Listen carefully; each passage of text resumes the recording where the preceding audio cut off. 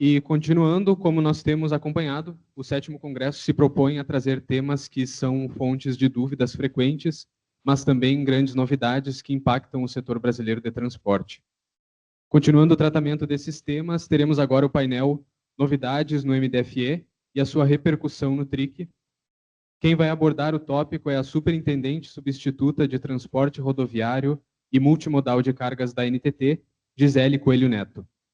A palestrante possui experiência em planejamento e logística na iniciativa privada e há 10 anos atua na Agência Nacional de Transportes Terrestres.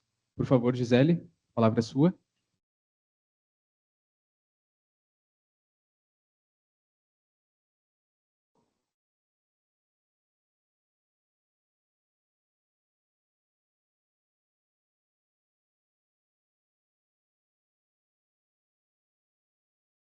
Bom, boa noite a todos. Eu gostaria de agradecer ao convite da BTI por abordar esse tema, né, chamar a superintendência, a SUROC, para abordar esse tema do Manifesto de Documentos Fiscais Eletrônicos, e aí vem toda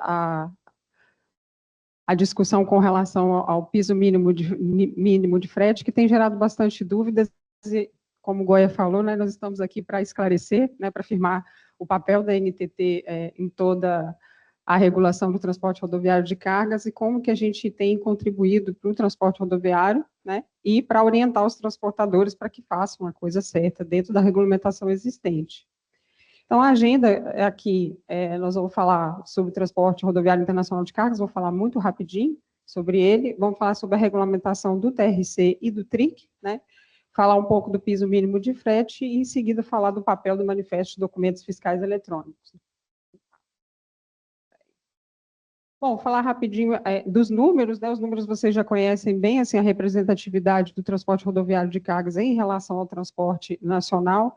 A gente tem, hoje, 996, quase 1.000 transportadores brasileiros habilitados para o transporte internacional, com uma frota aí de 96 mil veículos. Dentro do universo do transporte nacional, né, dos transportadores nacionais, é um número seleto, né, de transportadores que faz esse tipo de transporte, até pelo conhecimento, né?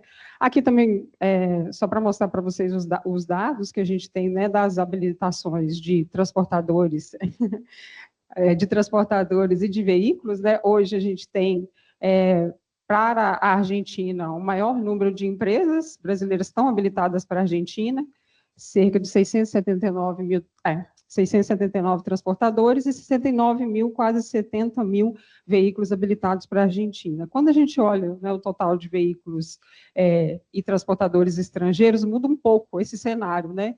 A maior parte das empresas estrangeiras que estão habilitadas para o Brasil são da Argentina, porém não é a maior frota. A maior frota é dos paraguaios, né, com 26.483 veículos. E quase metade das empresas argentinas, né? É curioso a gente fazer a análise desses dados aqui.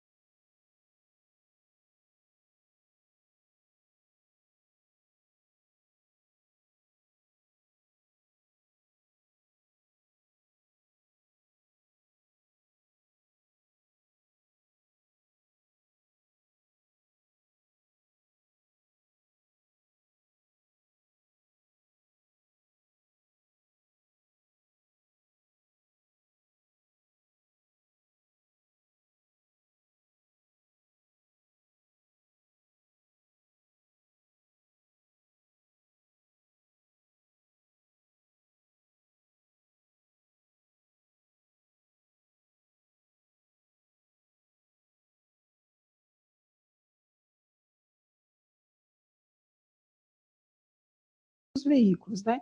E, por outro lado, também fazer cumprir, né, com que todo esse arcabouço, a parte operacional que ela é acordada, seja cumprida, tanto na habilitação quanto na operação.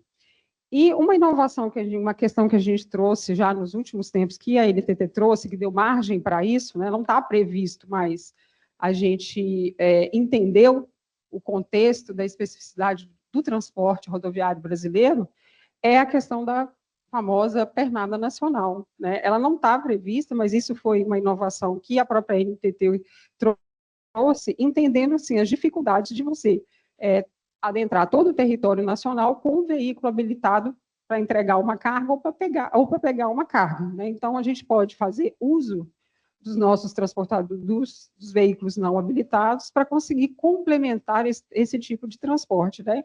E é essa a íntima relação que a gente tem do transporte internacional com o transporte nacional, e é aí que vem a questão da sistemática do manifesto de documentos fiscais eletrônicos e de toda a regulação do transporte rodoviário de cargas nacional, porque a gente tem o ônus e tem o bônus, né? Uma vez que a gente reconheceu que essa era uma alternativa logística que era necessária para muitos tipos de operação, ela também não pode deixar de considerar que, como um trecho nacional, ela está sob as regras da regulamentação nacional. Aí nós estamos falando de tudo que vem junto, né? De todas as questões de regulação que nós precisamos. Então, com relação ao transporte nacional, uma vez fazendo a pernada nacional, essa operação ela está submetida a toda a regulação existente. Então, a primeira coisa está ativo no RNTRC, todo mundo já sabe, e essa foi uma das primeiras competências que foram dadas para a NTT, mas ao longo do tempo, por reivindicações, inclusive, dos transportadores e por legislação, que é a lei, né, o legislador é que traz para a NTT, que traz uma obrigatoriedade, atribui para a NTT uma competência, e aí a gente desenvolve a regulação para conseguir garantir o cumprimento do que foi colocado pela lei. Então, assim, não existe regramento que é autonomamente originado dentro da NTT que não esteja embasada por uma legislação. E foi assim que aconteceu, né? Depois do RNTRC veio o Vale Pedágio Obrigatório,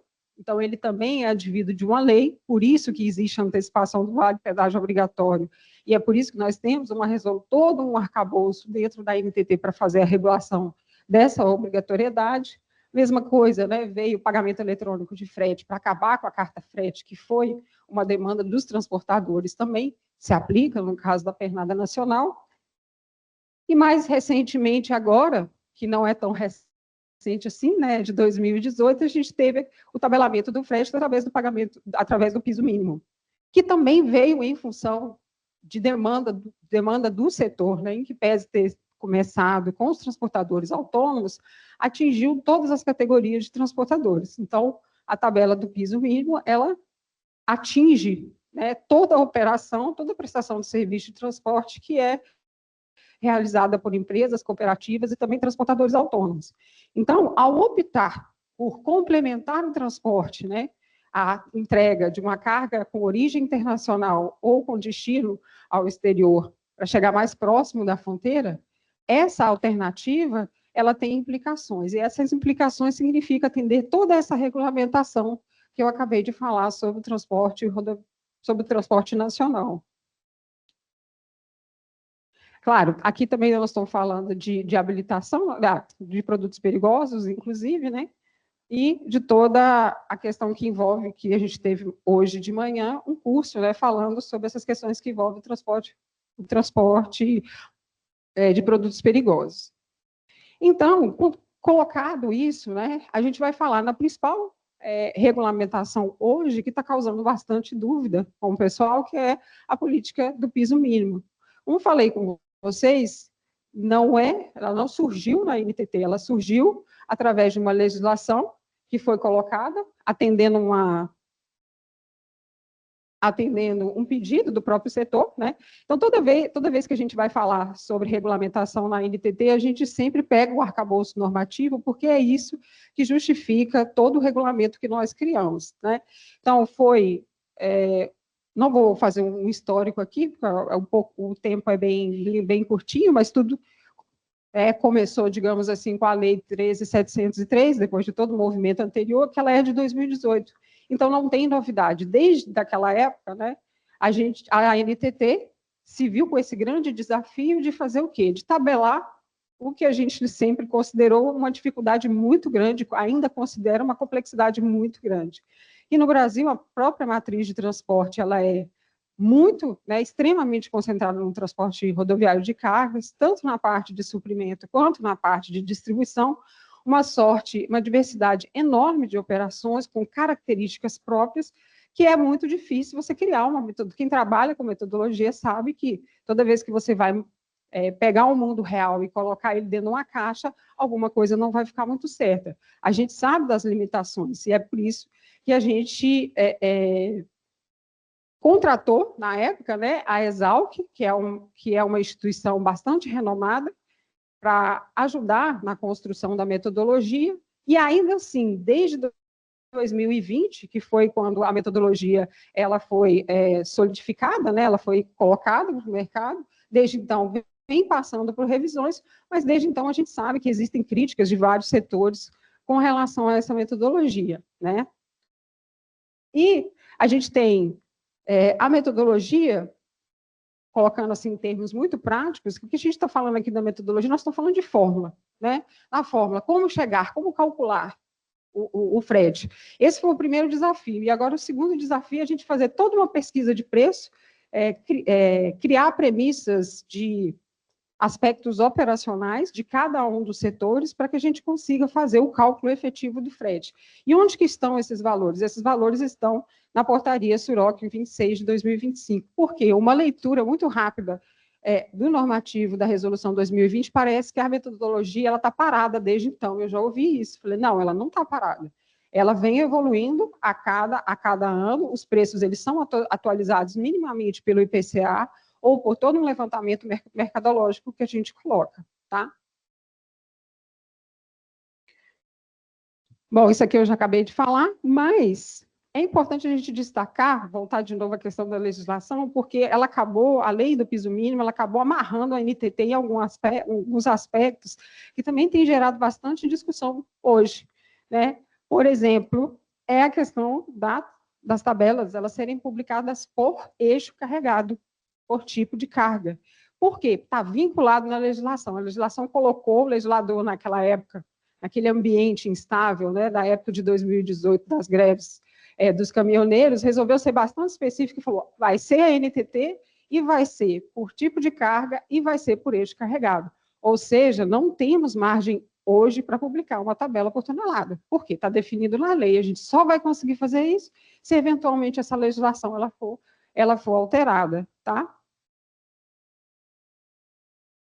E uma outra coisa também que já foi colocada, foi uma premissa que foi colocada na própria legislação, é a questão de custos, né? Baseada em que essa tabela da NTT, por eixo carregado e por tipo de carga, ela ia ser calculada, né? Como esses valores iam ser calculados? Baseados nos custos operacionais e nada mais além disso. Então, por isso que o nome é piso mínimo. Por quê? Custo operacional. Custo operacional não envolve lucro e nenhuma outra despesa administrativa adicional. Então, a tabela ela já é o mínimo para que você consiga remunerar ali as operações de transporte que vão acontecer. Então, já antecipei aqui, né? A Exalc participou dessa revisão e hoje a metodologia está consolidada. Como as discussões agora acabaram sendo mais acaloradas, digamos assim, o assunto começou a tornar mais em evidência em função, né, da fiscalização eletrônica do piso mínimo e de outras regulações da ANTT, é importante a gente esclarecer que tem muita gente que não olhava, não deu o setor, né, acho que a gente pode dizer isso de uma forma bastante sincera aqui, o setor, muitos nem olhavam para essas tabelas, nunca fizeram uma crítica muito apurada com relação a ela, e tem gente até hoje que não sabe nem a que se aplica o piso mínimo, né? O piso mínimo, as tabelas, a gente teve que fazer um recorte da realidade, que é para carga lotação. Impossível a gente fazer um tabelamento com um transporte fracionado devido à diversidade de cargas que estão lá dentro e como é que a gente ia fazer isso para cada contratante, né? Então, essa foi a primeira premissa que a gente colocou. Então, quando que se aplica o piso mínimo de frete? O piso mínimo de frete, ele se aplica, né, ao transporte de carga lotação e para os veículos movidos a diesel. De novo, por quê? Porque o problema da época de 2018 era exatamente a variação do preço do diesel, que era isso que estava causando, corrompendo as margens e os valores dos fretes naquela época, porque havia uma variação muito grande. Então, o legislador também foi muito específico. Então, veículos a diesel, ou seja, veículos movidos com outros tipos de energia não estão sobre o crivo da tabela do piso mínimo de frete. Quem que deve cumprir? Né? O responsável pela contratação do transporte. E aí, é outra dúvida que tem também. Quem? Né? Quem, pela contratação de quem efetivamente faz o transporte, quem está lá na ponta. E aí, no dia a dia, a gente sabe que tem a contratação direta, né, entre o embarcador e o transportador, e é aí, nesse caso, é o embarcador que está submetido ao pagamento do piso mínimo de frete, diretamente, e quando há a subcontratação, quem é que está pagando o transportador que está operando? É a empresa de transporte que o subcontratou. Neste momento, ela se torna um embarcador, e aí a responsabilidade é dela. Né? Então, a responsabilidade é de quem paga efetivamente o frete. Né?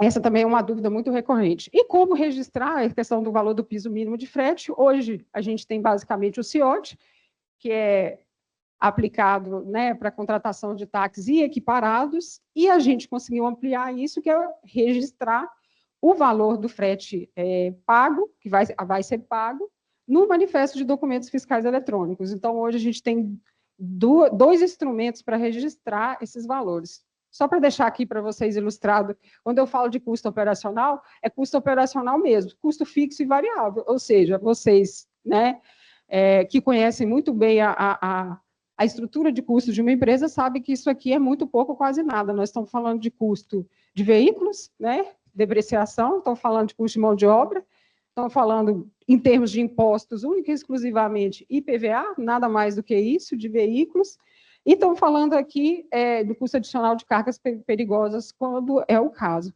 Custo variável, custo básico de manutenção, com lubrificante e com combustível, né?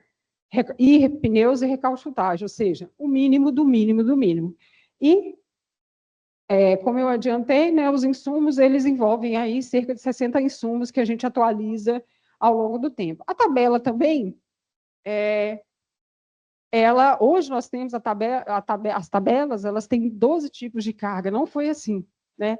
Essa também foi uma evolução que a gente fez com relação ao que foi consolidado pela Exalc. Isso nós temos margem para fazer. A NTT, o que? Ouve o setor, e através das demandas do setor, a gente vai adaptando a metodologia. Porque vários setores, inclusive, por exemplo, o último que foi colocado, esse do granel pressurizado, veio para a NTT, fundamentado tecnicamente, com evidências, e disse, olha, minha operação não está contemplada na tabela, na metodologia. Não tem como, a gente quer pagar o frete, mas não está fora da realidade. Conseguiu comprovar, né, quais eram os componentes de custos dessa atividade, e com isso a gente foi construindo a tabela de acordo com essas necessidades aí, né?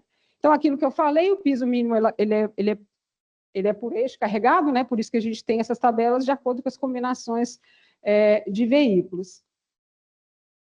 E aí também uma outra coisa que a gente gostaria de dizer é o seguinte, né? Que a metodologia, inclusive, ela é obrigatoriamente revisada pelo menos 2 vezes por ano. Quem colocou isso? O próprio legislador, até dia 20 de janeiro e até o dia 20 de julho.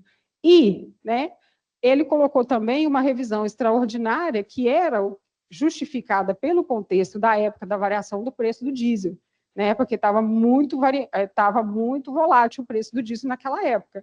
Então, a valores acima de 5% e abaixo de 5%, a NTT tem a obrigação de atualizar o preço do piso mínimo, né, das tabelas. Só que, como a gente não está tendo muita variação agora, ninguém está observando, a gente não está verificando isso acontecendo na prática. A última publicação de atualização que a gente teve foi no dia 20 de julho, que foi justamente com relação ao IPCA. E aí eu faço um parênteses o seguinte, o processo regulatório de todas as agências reguladoras, inclusive, né, da NTT não é diferente disso, ele tem todo uma sistemática que ele precisa atender. Então, a gente faz um estudo interno técnico, faz uma nota técnica, faz uma proposta regulatória, ela é obrigatória a passar por uma audiência pública, um período de contribuição do setor e da sociedade. É o ciclo regulatório que a gente tem que fazer. Passa pela nossa procuradoria para ver se não está tá de acordo com a legislação vigente, se a gente não está extrapolando em alguma coisa, e depois disso é publicada. E isso demora, né? Então, a opção que a gente fez lá dentro da NTT foi de que a revisão do dia 20 de julho, a gente vai fazer atualização pelo IPCA, que é mais rápido, para a gente conseguir trabalhar numa atualização mais aprofundada até o dia 20 de janeiro. E é exatamente este momento que nós estamos agora, que foi até uma coincidência, né, com o início desse olhar mais específico, com esse olhar mais minucioso que todo mundo está fazendo na revisão da metodologia em função da fiscalização eletrônica que começou a partir de outubro.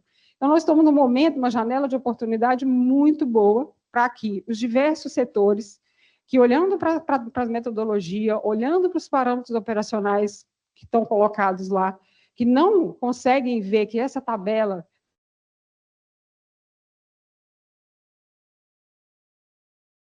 está refletindo contribuições e evidências. O máximo que vocês puderem mostrar para a gente que as nossas tabelas elas não atendem, melhor. Como fazer isso? Esse processo de participação e controle, ele começou no dia 12 de novembro e ele vai até o dia 11 de dezembro. Tá? A gente tem um sistema, através desse QR Code, aí, é o sistema participante, onde as contribuições elas são colocadas. Até isso, a gente passa por um controle, né? As contribuições elas são controladas através desse sistema, recebem um protocolo, e a gente tem a obrigação, todos os técnicos da NTT, de responder cada um, tem um relatório depois, e responder cada uma das contribuições, foi atendida, não foi atendida, por que motivo não foi atendida, tá? E aí é o que a gente vem fazendo, de novo, por favor, né? Mandem para a gente evidências de questões que vocês observam que é necessário evoluir na tabela. Este é o momento. E eu tenho dito o seguinte, que esse é o melhor momento, porque eu acho que o que a Exalc pôde fazer pela gente, ela fez. Ela colocou lá o que a literatura dava, que está bastante aderente, mas o que acontece na prática, só o setor vai dizer para a gente. E é este momento que a gente precisa que vocês falem com a gente, para a gente conseguir aperfeiçoar essa tabela, principalmente dado aí que agora, né, com a questão da fiscalização eletrônica, para que todo mundo possa cumprir de acordo com a norma vigente, né? E o manifesto, o que tem o manifesto de documentos fiscais eletrônicos nessa história toda? E quais são as novidades do manifesto de documentos fiscais eletrônicos? Gente, nenhuma. Não tem novidade nenhuma, né? Desde que eu entrei na NTT, tem mais de 10 anos que eu entrei na NTT, a gente já participa das negociações com o fisco com relação ao manifesto de documentos fiscais eletrônicos, por vários motivos. Ele é um documento de transporte, ele já está desenvolvido, custeado pelo próprio fisco, e natural que a gente tivesse acesso a essas informações e desobrigar o transportador de mais uma obrigação acessória, né? E aí a gente foi nesse processo de convencimento até que já em 2022 a gente conseguiu que todos os campos necessários para fiscalização da NTT estivessem lá. A questão que aconteceu agora com a nota técnica de 2025, que entrou em produção em 6 de outubro, foi que a gente fez algumas adequações de regras. Então, não é nada novo, não mudou nada, né, com relação ao layout do manifesto. O layout do manifesto ele é o mesmo desde 2022. Então, um breve histórico aqui. Então, tudo começou com essas tratativas que tem mais de 10 anos, o Amaral vai saber falar exatamente quantos anos são, acho que deve estar por volta dos 15 aí, né, Amaral, pelo menos. A primeira conquista que nós tivemos foi que, dentro da legislação do fisco, a Ajuste CNF 21 de 2010, que fala das aplicações do manifesto de documentos fiscais eletrônicos, ele diz expressamente que a NTT está autorizada a receber as informações do manifesto para verificação das suas atividades regulatórias, porém, sem as chaves de acesso de notas fiscais e conhecimentos de transporte, por questões de sigilo fiscal. Então, a a gente recebe todo o manifesto que é emitido para cada operação, mas a gente não tem nem a informação da chave de acesso do conhecimento da nota fiscal. Todas as informações que a gente usa estão no layout do manifesto. A gente já recebe o manifesto desde 2022, né, já fazia aí algumas análises, mas agora, com as informações da nota técnica 2025, com as novas validações do layout, é que a gente tem condições efetivamente de fazer a fiscalização do piso mínimo de frete. E aí, ó, só para mostrar para vocês o seguinte, esse é o layout que está no manual, quem conhece um pouco mais, né, sobre a questão dos documentos fiscais, vai ver que no manual de orientação do usuário, ele é desde 2022, tem até lá um que chama assim, grupo de informações de interesse da NTT, né? São todas essas informações aqui, desde o RNTRC, CIOT. A gente fez agora, o que a gente mudou? No Vale Pedágio, em função da modernização do Vale Pedágio, a gente excluiu o cupom e o cartão, e incluiu a possibilidade, além da tag, da leitura OCR, que não existia lá. A gente, no grupo de informações de pagamento de frete, que já existia, então o grupo não é novo. O que é novo? O que é novo é porque o frete ele entra como um componente de pagamento, a opção 4, que foi colocada lá. E a gente tem todas as outras informações também. Quais foram essas regras que a gente colocou? Ora, as regras para fiscalização do piso mínimo de frete, carga, lotação. Então, a gente criou regras para que determinados campos fossem de preenchimento obrigatório, dado que se tratava de uma operação de carga-lotação. Quais campos foram esses? O NCM do produto predominante, para a gente saber a qual tabela se refere àquela operação do piso mínimo de frete, e as informações de pagamento, no caso de carga-lotação, indistintamente para todo transportador. Por quê? Porque a tabela de piso mínimo é para todo transportador. Ela não é só para transportador autônomo. Então, a ETC e a CTC também têm que informar,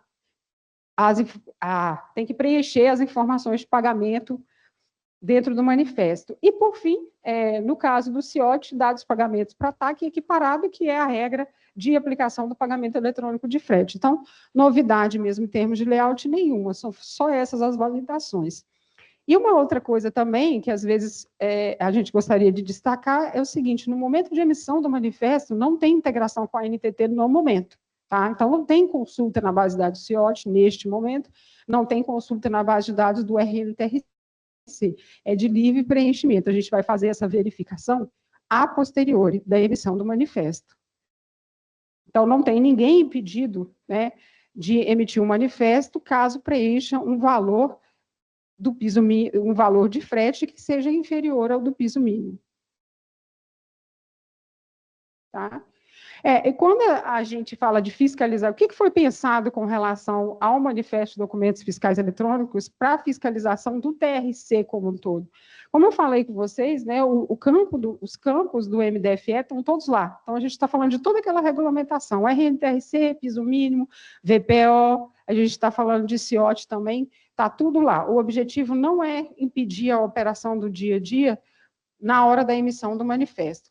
Né? A ideia é que o documento ele seja emitido como tem que ser, a operação aconteça como ela tem que ser, e ao longo do caminho, né, o manifesto ele tem uma inteligência, né, uma inteligência muito importante, que ele tem uma possibilidade de eventos, né, eventos de registro de passagem. O próprio fisco tem acordos de cooperação técnica com concessionários de rodovias federais, estaduais, órgãos de justiça, que as câmeras por onde os caminhões estão passando fazem a leitura das placas, vão lá no sistema do Operador Nacional dos Estados, que é do fisco, pergunta, tem MDFE aberto para esse caminhão? Tem. Se tiver, ele vai lá e marca o registro de passagem no manifesto. Então, os manifestos de vocês já têm os registros de passagem de todo o caminho. Isso é importante para a NTT?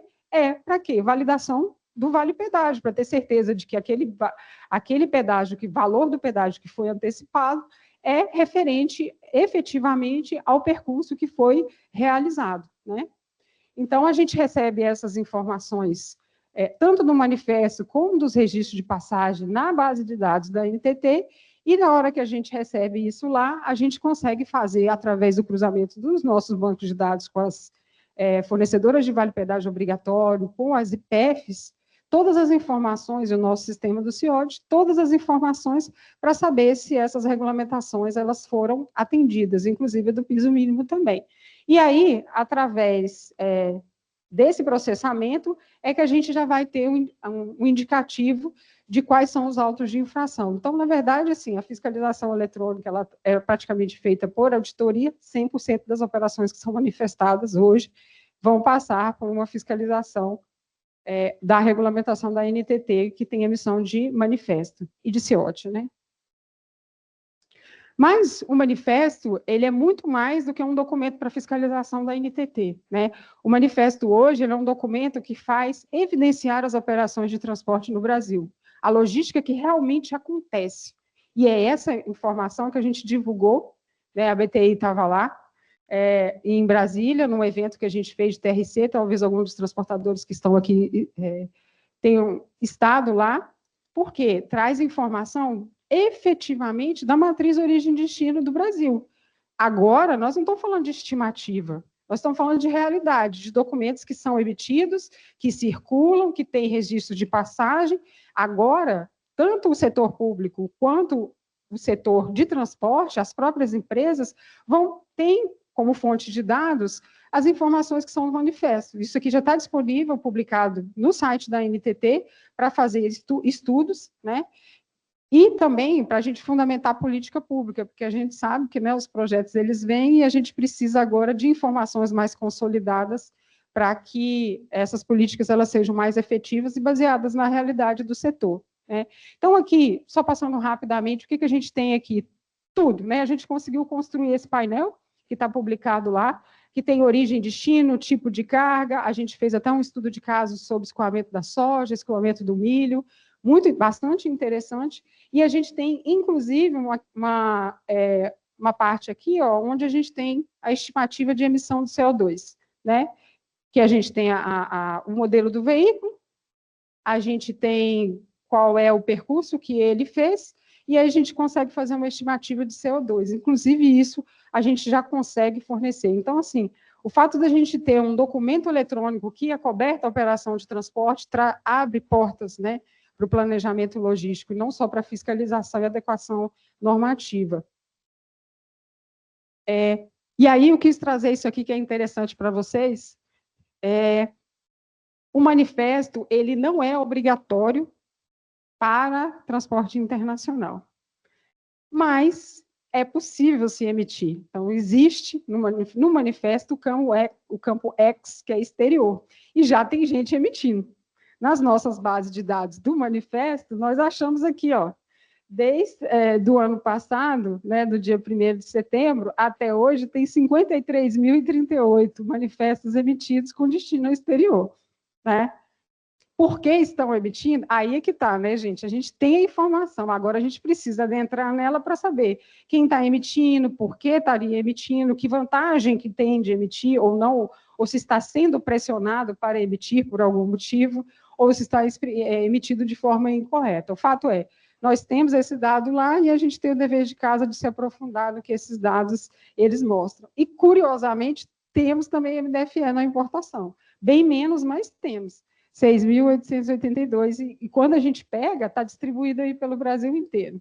Essa é uma curiosidade que a gente não conseguiu aprofundar nela ainda, mas que ainda é possível de ser feito e a gente ainda vai estudar um pouco mais sobre ela. Então, já está caminhando para o final aqui, só para dizer para vocês assim, né, que a questão do manifesto de documentos fiscais eletrônicos, de novo, né, ele permite análise e identificação de fluxos logísticos, a gente vai poder estudar melhor rotas de produtos perigosos, esse é um projeto futuro que a NTT está olhando e é muito importante, né? Demanda e sazonalidade, todos os estudos correlacionados com isso, de safra, de outros tipos de carga também. Uma coisa muito importante que o manifesto traz para a gente informações do motorista, então a gente agora, né, trouxe até lá no evento do TRC essa discussão, porque a gente consegue agora, não é uma estimativa, como eu falei, agora é uma realidade, quem efetivamente está operando, e a gente precisa olhar com mais cuidado com relação a esses motoristas, né? Perfil dos motoristas, perfil da frota operacional também, os fretes que estão praticados e o padrão de emissão de CO2. Esses dados, eles estão todos publicados lá no site da NTT, então lá tem tanto o painel de movimentação de cargas, quando tem dados do TRIC, importação, exportação, perfil do transporte rodoviário internacional de cargas, como tem também todos os dados relacionados com o transporte nacional, perfil dos transportadores do RN-TRC, emissão de CIOTs e várias outras informações. Os dados da NTT estão muito, muito ricos, né, e podem ser bem aproveitados para vocês. Gostaria, mais uma vez, de agradecer, né, a oportunidade de poder esclarecer um pouco, né, das dúvidas que vocês têm. E é isso.